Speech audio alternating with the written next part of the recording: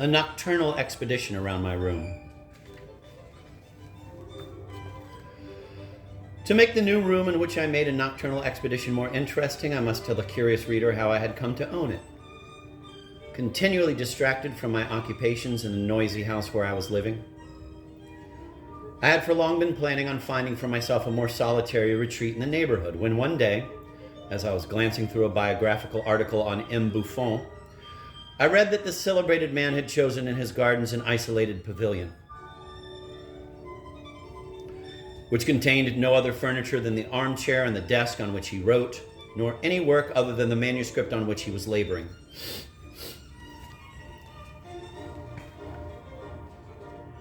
The fancies that I busy myself with are so completely different from the immortal works of M. Buffon, that the thought of imitating him, even in spirit, would doubtless never have sprung to my mind, were it not for a certain accident that finally persuaded me to do so.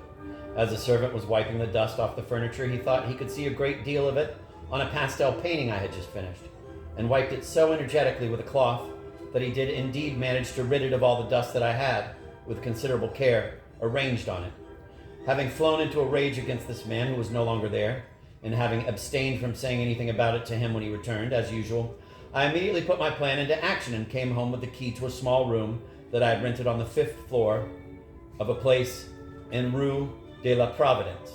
That same day I had all the equipment I needed for my favorite occupations transported there, and subsequently spent the greater part of my time there, far from the domestic hustle and bustle and all those who enjoy cleaning pictures.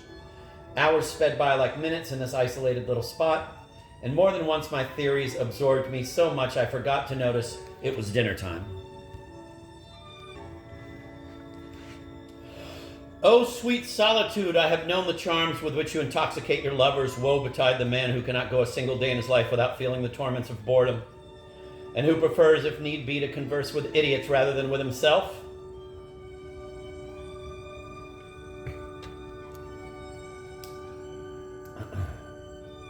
Still, I will confess that while I like solitude in big cities, unless I am forced by some grave circumstance, such as a journey around my room, it is only in the morning that I have a desire to be a hermit. In the evening, I like to see human faces.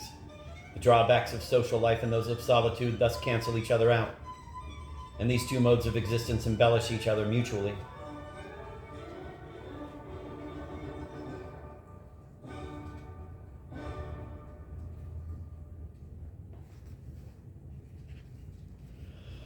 However, the inconstancy and inevitability of the things of this world are such that the very intensity of the pleasures I enjoyed in my new abode should have forewarned me that they would not last long. The French Revolution, spilling out on every side, had just flowed across the Alps and was flooding through Italy.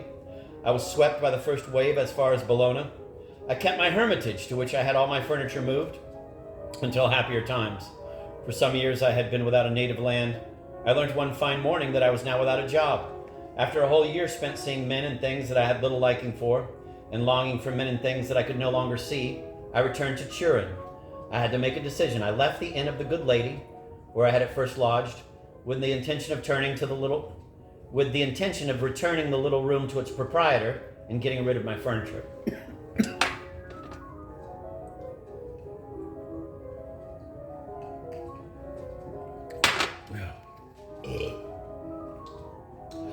On returning to my hermitage, I was overcome by sensations difficult to describe. Everything there was still in order. Everything there was still in the order, that is the disorder, in which I had left it. The furniture piled up against the walls had been preserved from dust by the height of my little refuge.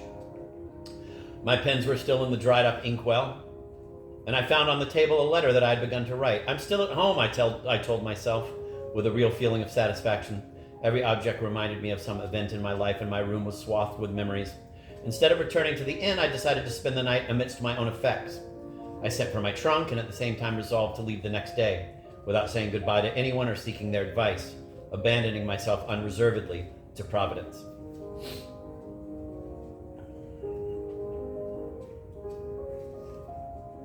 Providence is in capital letters. Capital P, so I guess it's Providence. While I was reflecting thus and congratulating myself on a well-thought-out travel plan, time was going by and my servant had still not returned.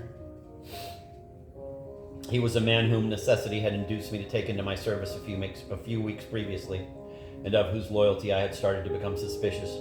The idea that he might have made off with my trunk had hardly entered my mind before I had rushed over to the inn. There was still time. As I was turning the corner of the street on which the Inn of the Good Lady is situated, I saw him hurrying out of the door, with a porter ahead of him carrying my trunk. He himself had picked up my traveling bag, and instead of turning in my direction, he was heading left, in the opposite direction to the one he should have been taking.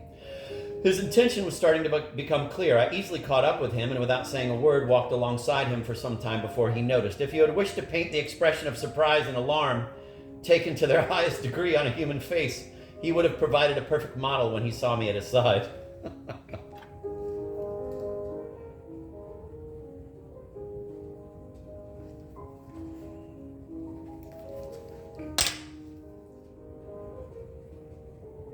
I had all the time in the world to study his face, since he was so disconcerted at my sudden appearance and at the serious air with which I was gazing at him that he continued to walk with me for a while without uttering a word, as if we had been out for a stroll together. Finally, he stammered out his excuse, some business he had in Rue Grandoire. But I set him on the right road, and we returned home, where I dismissed him. Only then did I decide to make a new journey around my room in the course of the last night that I would be spending there, and I immediately busied myself with the preparations. For a long time I had wanted to revisit the country that I had once explored with such delight, and the description of which was in my view still incomplete. A few friends who had enjoyed it were urging me to continue, and I would doubtless have resolved to do so earlier, if I had not been separated from my traveling companions. I was setting off reluctantly. Alas, I was setting off alone.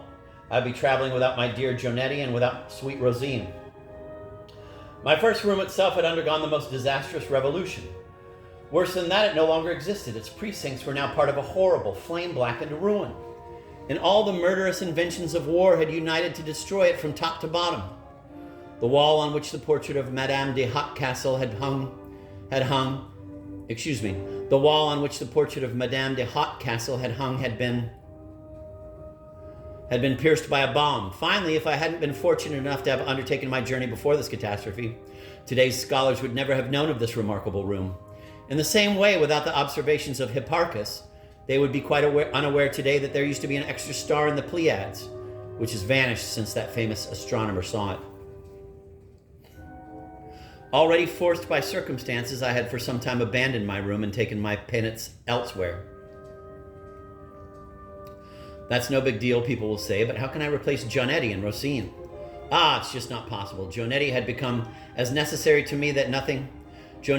so necessary to me that nothing will ever make up for his loss. And then who can flatter himself that he will always live with the people he loves?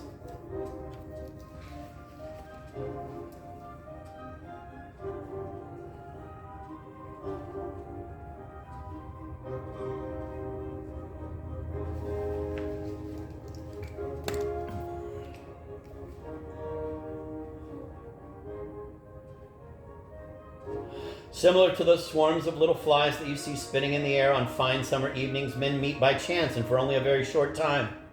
And they are lucky if in their rapid movement they are as skillful as the flies and don't dash their heads against each other.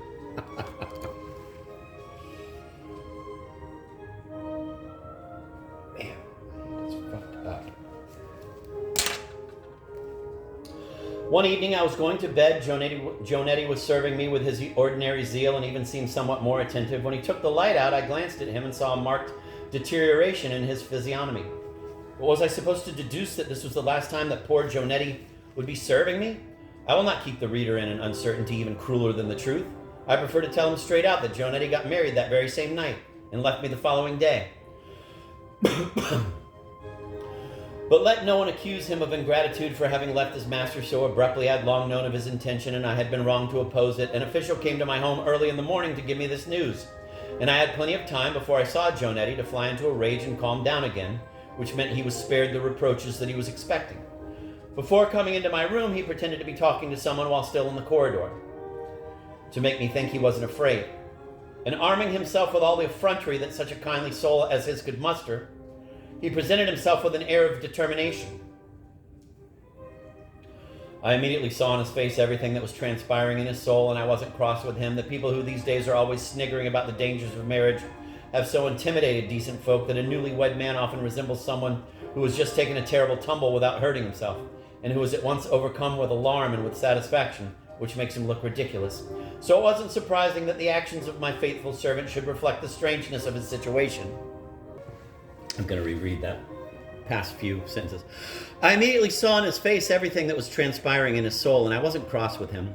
The people who these days are always sniggering about the dangers of marriage have so intimidated decent folk that a newlywed man often resembles someone who has just taken a terrible tumble without hurting himself, and who is at once overcome with alarm and with satisfaction, which makes him look ridiculous. So it wasn't surprising that the actions of my faithful servant should reflect the strangeness of his situation.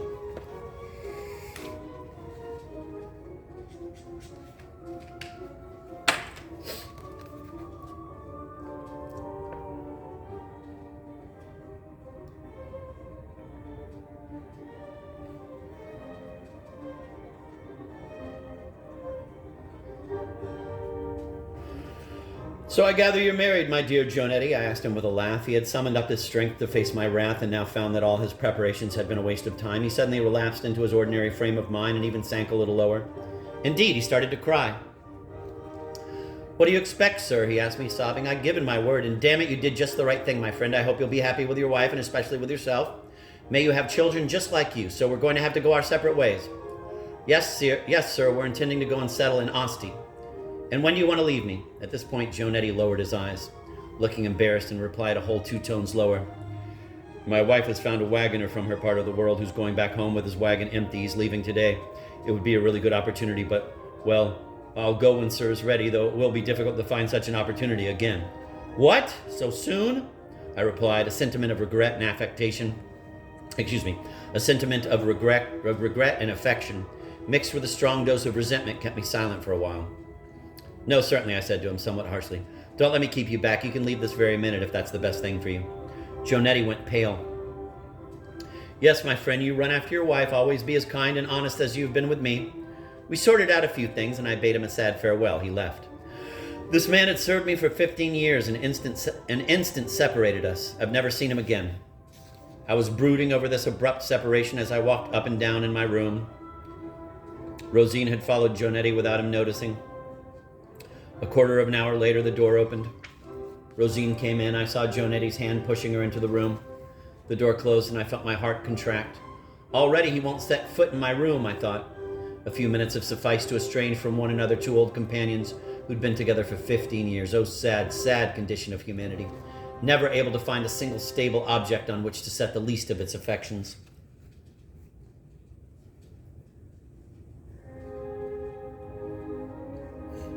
Rosine, too, was living far away from me. It will no doubt interest you to know, my dear Marie, that at the age of 15 she was still the most lovable of animals, and that same superiority of intelligence that had once distinguished her from her entire species also enabled her to bear the burden of old age. I would have preferred not to be separated from her, but when it comes to the fate of our friends, should we consult only our own pleasure of interest? It was in Rosine's interest to leave the itinerant life that she had been leading with me, and to enjoy at last in her old age a repose that her master could no longer hope for. Her great age obliged me to have her carried. I felt it was my duty to grant her these invalid benefits. A kindly disposed nun promised to look after her for the rest of her days, and I know that in her retirement she enjoyed all the advantages that she had deserved thanks to her good qualities, her age, and her reputation. And since the nature of men is such that happiness does not seem made for them, since friend unwittingly offends friend, and even lovers cannot live without quarreling. In short, since from Lycurgus to our own days all legislators have failed in their efforts to make men happy, I will at least have the consolation of having made a dog happy.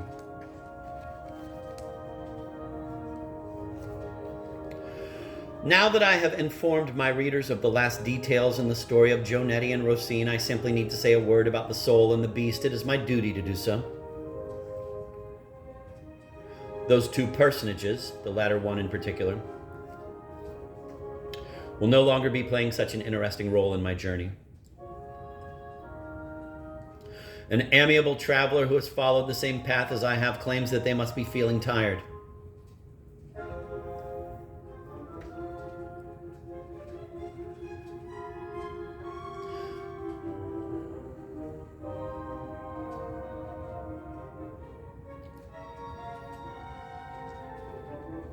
Alas, he is too right. It's not that my soul has lost any of her activity, at least as far as she can tell, but her relations with the other have changed. The latter no longer has the same vivacity in her repartee. She no longer has, how shall I put it? I was going to say the same presence of mind, as if a beast could have a mind. Anyway, without going into a tangled explanation, I'll merely say that, led on by the trust in me that the young Alexandrine had demonstrated, I had written her quite an affectionate letter when I received from her a polite but frigid reply that finished in these very terms. You can be sure, sir, that I will always harbor sentiments of the most sincere esteem for you. Heavens above, I straightway exclaimed, I'm doomed. Since that fateful day, I resolved to stop proposing my system of the soul and the beast. In consequence, without distinguishing between these two beings and without separating them, I will make them travel one on top of the other, as certain merchants do with their merchandise, and I will travel en bloc to avoid any inconvenience.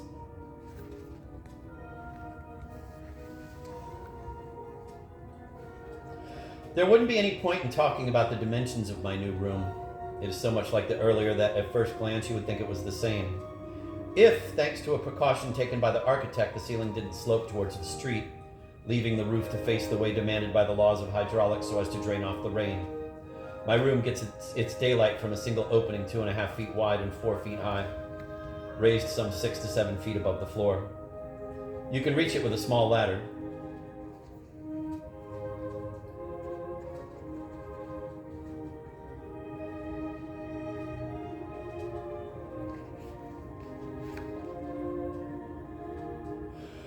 The elevation of my window above the floor was one of the lucky circumstances that could have been due either to chance or to the genius of the architect. The almost perpendicular light that it shed into my little den gave it a mysterious feel.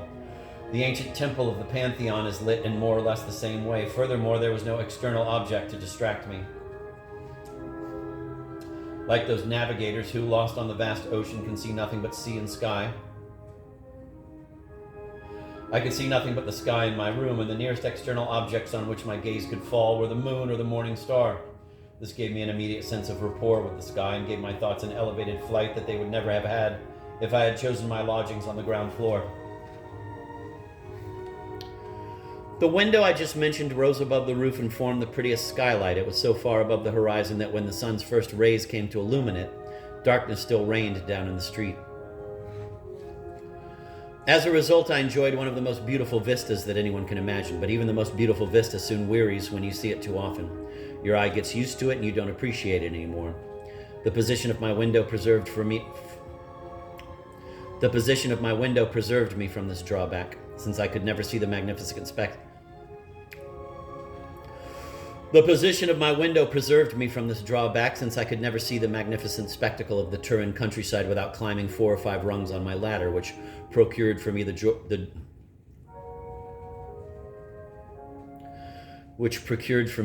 that were always intense, since I indulged in them sparingly. When, feeling tired, I wanted to give myself a pleasant little break, I would end my journey by climbing up to my window.